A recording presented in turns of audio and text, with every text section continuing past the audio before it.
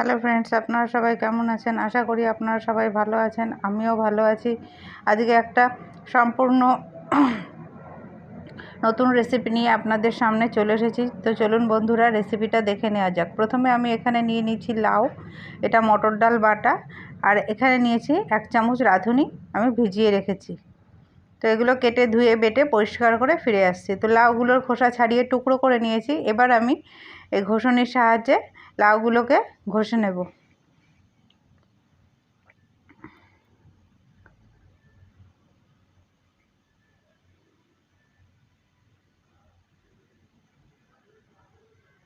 সম্পূর্ণ লাউটা ঘষে নিয়েছি। এখানে আমি উচ্ছেটা দেখাতে ভুলে গেছিলাম, 3টে উচ্ছে গোল গোল রিং করে কেটে নিয়েছি, নুন মাখিয়ে রেখে দিলাম।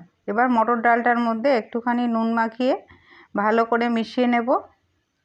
এরপর এখানে আমি মটর ডালের ছোট ছোট বড়া করে নেব। আপনারা চাইলে মটর ডালের বড়িও ব্যবহার করতে পারেন, আমার কাছে নেই বলে আমি মটর ডালের বড়াটা ব্যবহার করেছি। তো প্রথমে আমি ছোট ছোট করে মটর ডালের বড়াগুলোকে ভেজে নেব। এটার গ্রেভিটা একটু পাতলা হয়ে গেছে, কারণ আমি মিক্সিতে পেস্ট করেছিলাম, সেই জন্য শিলনোড়ায় বেটে নিলে কিন্তু পারফেক্ট হবে। তো এইভাবে একটা একটা করে আমি বড়া দিয়ে দেব।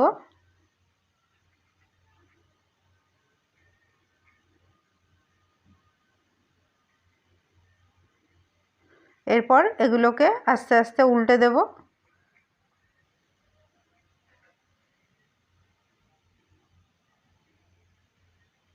বড়াগুলো কিন্তু লাল লাল করে ভাজা হয়ে গেছে। এবার আমি বড়াগুলোকে তুলে নেব। এবার আমি এর মধ্যে উচ্ছেগুলোকে ভেজে নেব।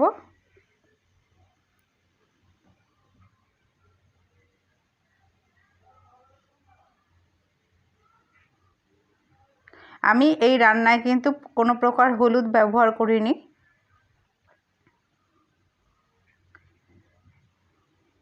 উচ্ছেগুলোর এক পিঠ হয়ে গেছে। এবার আমি উচ্ছেগুলোকে উল্টে দিয়েছি, 2 পিঠই ভাজা হয়ে গেছে, তুলে নিলাম। এবার আমি ফোড়নে দিয়ে দেবো তেজপাতা, কিছুটা মেথি আর 1/2 চামচ আদা বাটা।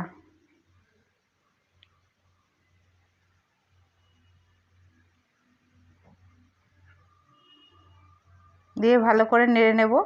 এরপর আমি এখানে দিয়ে দেব 1 চামচ রাঁধুনি শিলনোড়ায় বেটে রেখেছিলাম, সেটা দিয়ে সবগুলোকে খুব ভালো করে মিশিয়ে নেব।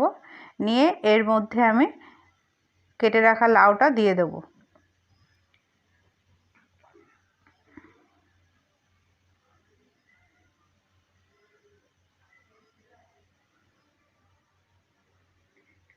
এবার স্বাদ মতন লবণ দেব, দিয়ে ভালো করে লবণটাকে মিশিয়ে নিয়ে 5 মিনিটের জন্য ঢাকনা দিয়ে দেব।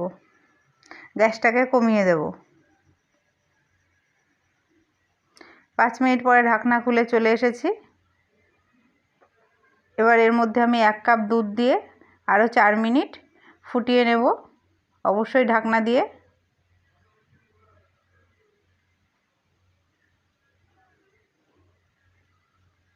এবার নেড়ে নেব।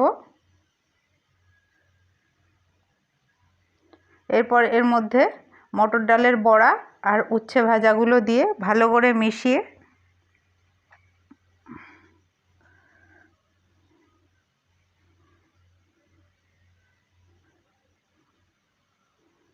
স্বাদের জন্য দিয়ে দেবো একটুখানি চিনি। সবগুলোকে খুব ভালো করে মিশিয়ে আরও 2 মিনিট ঢাকনা দিয়ে রেখে দেব।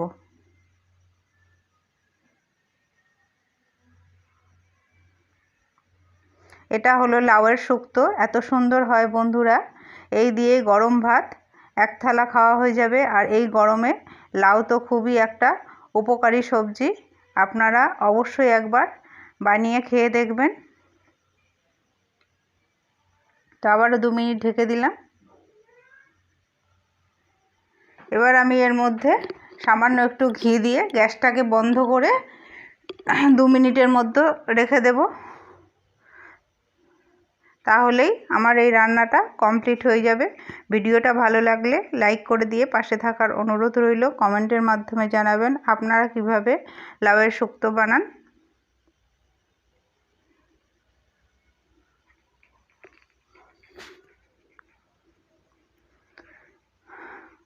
আজকের মতন এখানেই শেষ করলাম।